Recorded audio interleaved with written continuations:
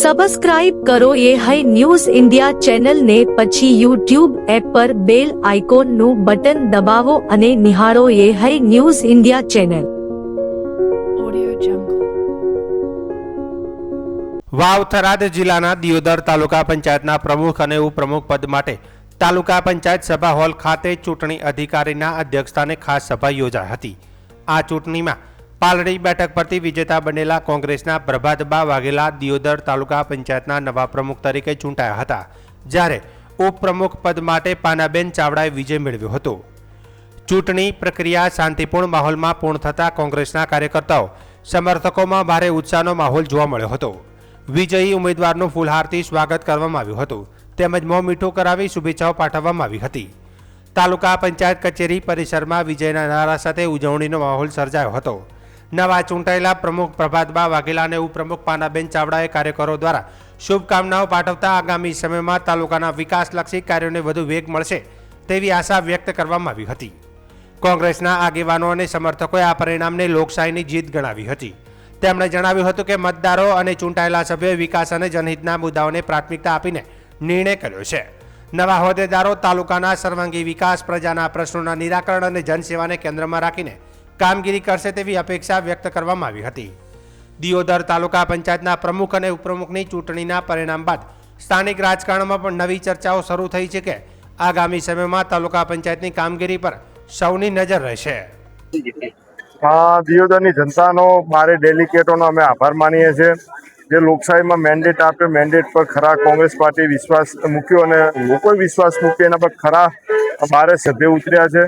છેલ્લા 5 દિવસથી તમે દેખ્યું છે કે અહીંયા જે રીતે લોકશાહીનો હત્યા કરવાનો પ્રયત્ન થતો જાય સરકારી તંત્ર દ્વારા, અધિકારીઓ દ્વારા, ભાજપ દ્વારા કે સરકાર દ્વારા, એનો જવાબ અમારા બારે ડેલિકેટો આપ્યો છે. લોકશાહીમાં એક મહિલાને જે વેદના આજે એક લોકશાહી બચાવવા માટે કરીને સહન કરવી પડી છે, એનો આભાર. અમારા મીડિયાના મિત્રોનો આભાર માનીએ છીએ કે તમે બધાના સાથ સરકારથી આ ચૂંટણીઓ યોજાઈ અને જે વિશ્વાસ દિયોદરના લોકો મૂક્યો ખરા ઉતર્યા. પ્રમુખ તરીકે પ્રભાતબેન વાઘેલા અને ઉપપ્રમુખ તરીકે પન્નાબેન ઠાકોર જીત્યા છે. એટલે હવે લોકોના કામ કરશે અને સામાન્ય લોકોના પણ સારી રીતે કામ થાય એના માટેના પ્રયત્ન કરશે.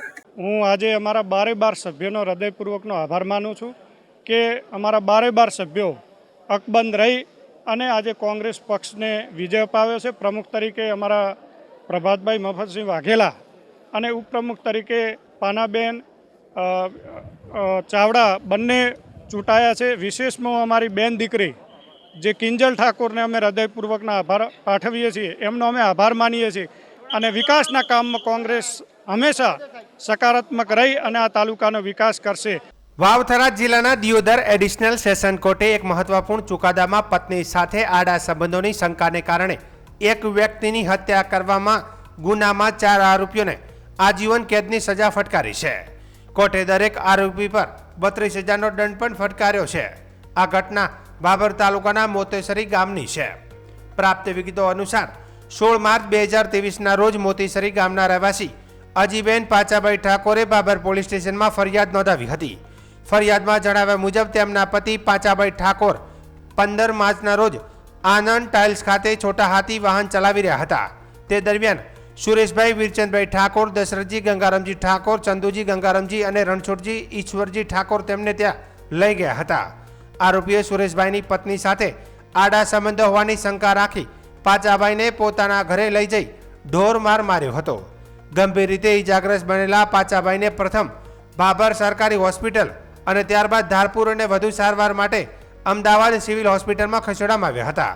જોકે અમદાવાદમાં સારવાર દરમિયાન તેમનું મૃત્યુ થયું હતું. ઘટનાની તપાસ તત્કાલીન તપાસ અધિકારી પોલીસ ઇન્સ્પેક્ટર NV રહેવર દ્વારા હાથ ધરવામાં આવી હતી. તપાસ પૂર્ણ થયા બાદ 4 આરોપીઓ સામે કોર્ટમાં ચાર્જશીટ દાખલ કરવામાં આવી હતી. આ કેસની સુનાવણી દિયોદર એડિશનલ સેશન કોર્ટના જજ શ્રી RD પાંડે સમક્ષ ચાલી હતી. કેસ દરમિયાન રજૂ કરાયેલા સાક્ષીઓ, તબીબી પુરાવા અને અન્ય દસ્તાવેજી પુરાવાના આધારે કોર્ટે ભારતીય દંડ સંહિતા કલમ 302 હેઠળ 4 આરોપીઓને આજીવન કેદની સજા અને પ્રત્યેકને 32,000નો દંડ ફટકાર્યો છે. આ કેસમાં સરકારી વકીલ DV ઠાકોર દ્વારા રજૂ કરાયેલી દલીલોને પણ કોર્ટે મહત્વપૂર્ણ ગણાવી ચુકાદો આપ્યો હતો. આ ચુકાદાને ગંભીર ગુનાઓ સામે કડક સંદેશ માનવામાં આવી રહ્યો છે અને કાયદાની પ્રક્રિયા દ્વારા પીડિત પરિવારને ન્યાય મળ્યો હોવાનું પણ માનવામાં આવે છે.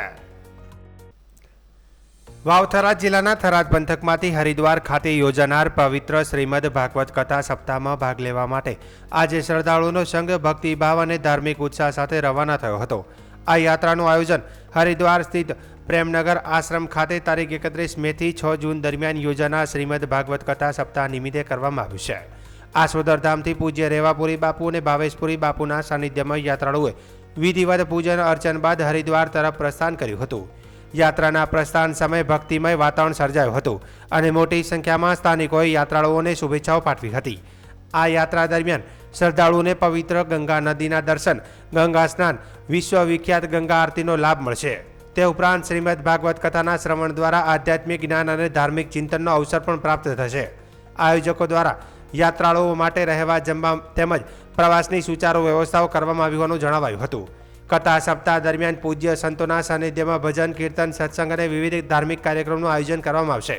ભક્તોમાં આ યાત્રાને લઈને વિશેષ ઉત્સાહ જોવા મળ્યો હતો અને સમગ્ર વાતાવરણ ભક્તિમય રંગમાં રંગાયું હતું. સ્થાનિકોમાં પણ આ ધાર્મિક યાત્રાને લઈને આનંદ અને ઉત્સુકતાનો માહોલ જોવા મળ્યો હતો.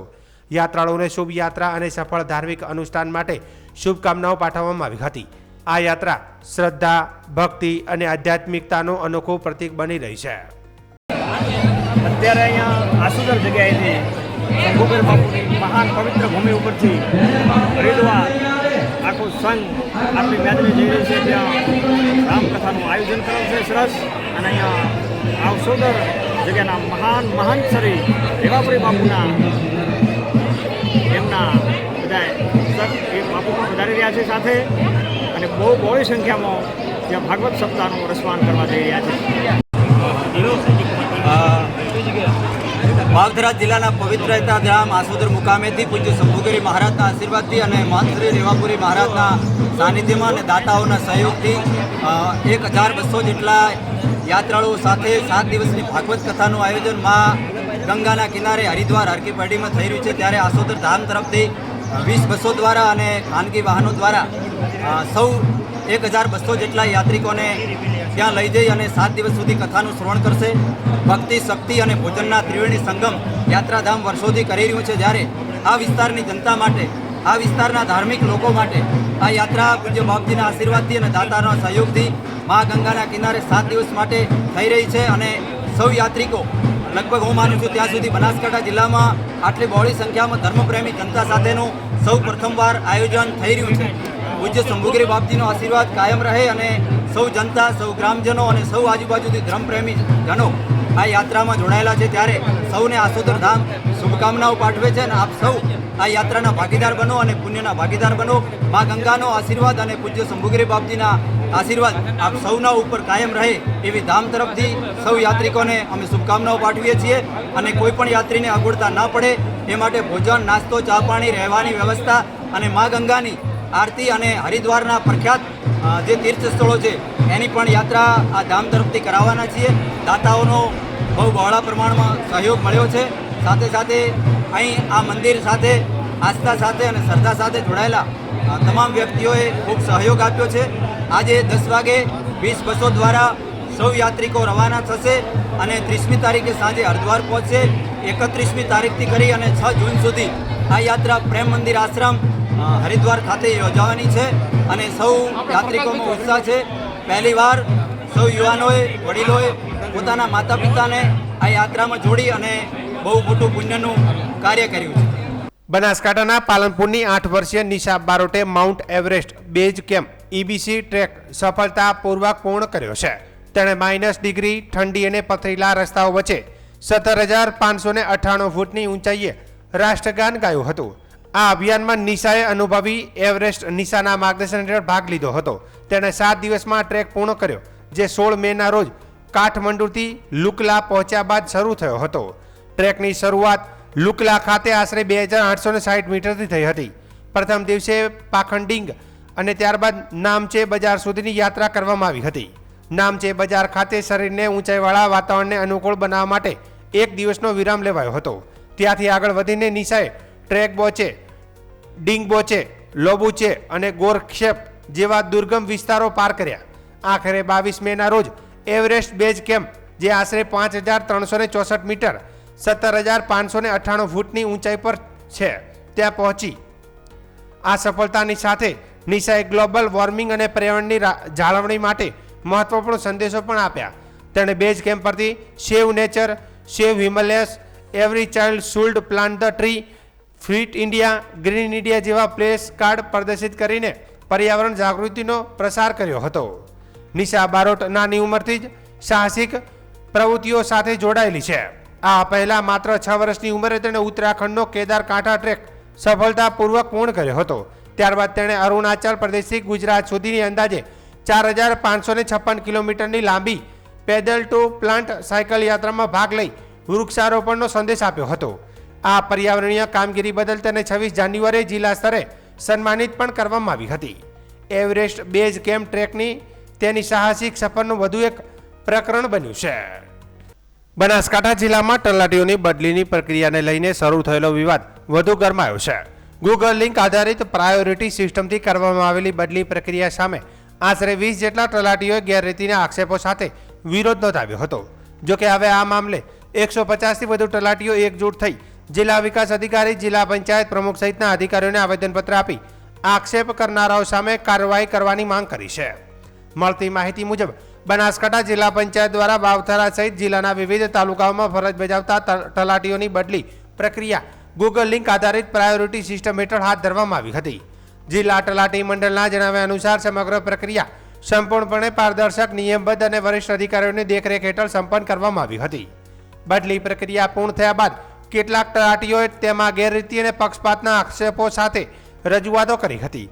જોકે આક્ષેપોના વિરોધમાં હવે મોટી સંખ્યામાં તલાટીઓ મેદાનમાં આવ્યા છે.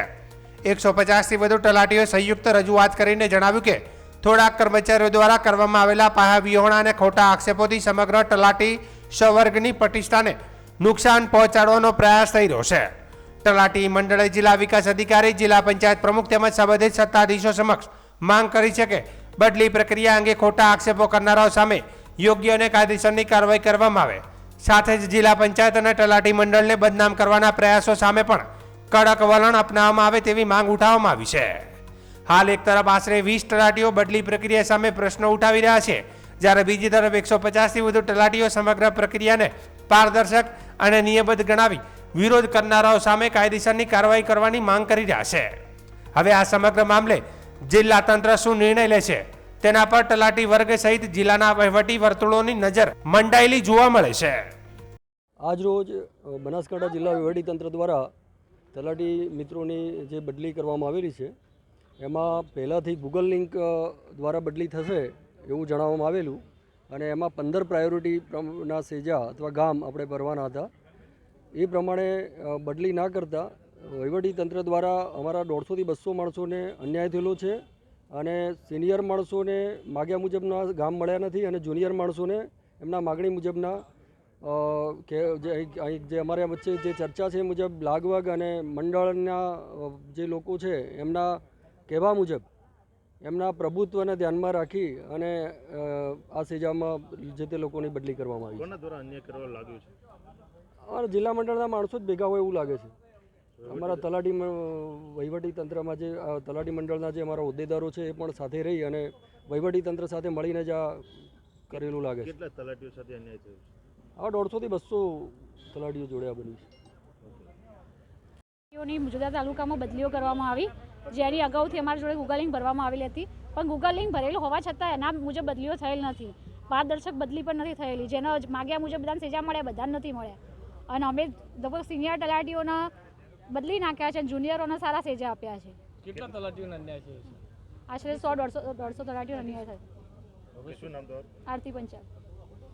આજે અમે જિલ્લા મંડળ વતી બધા તલાટી મિત્રો અને અમારા પ્રમુખશ્રીના કહેવા પ્રમાણે અમે અહીંયા હાજર થયા છીએ એ માટે કે જે બદલીઓ થઈ છે એમાં 20 જણાના જણાવવા મુજબ કે મનપસંદ સેજા નથી મળ્યા એમનું કહેવું કે અમને અન્યાય થયો છે. પરંતુ જે બદલીઓ થઈ છે ગૂગલ લિંકથી જ થઈ છે અને માન્ય જિલ્લા વિકાસ અધિકારી સાહેબ અને જે અમારા હોદ્દેદારો મંડળના હોદ્દેદારો ઉપર ખોટા વિરોધ અને ખોટા આક્ષેપો કરવામાં આવે છે એ તદ્દન પાયાવિહોણા છે. ખરેખર આ જે વિરોધ કરી રહ્યા છે એમના ખાતાકીય તપાસ કરવી જોઈએ જિલ્લા વિકાસ અધિકારી સાહેબને અને એમને નોકરી કરવી જ નથી. અને આમાં 30 જણના માટે 300ની વિરોધ કરવા નીકળ્યા છે.